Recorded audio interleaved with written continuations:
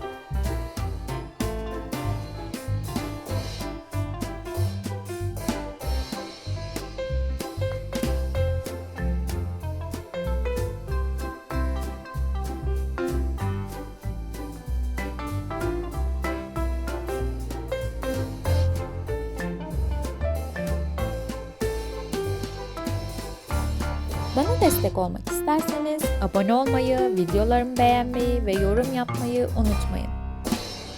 Diğer videolarda görüşmek üzere.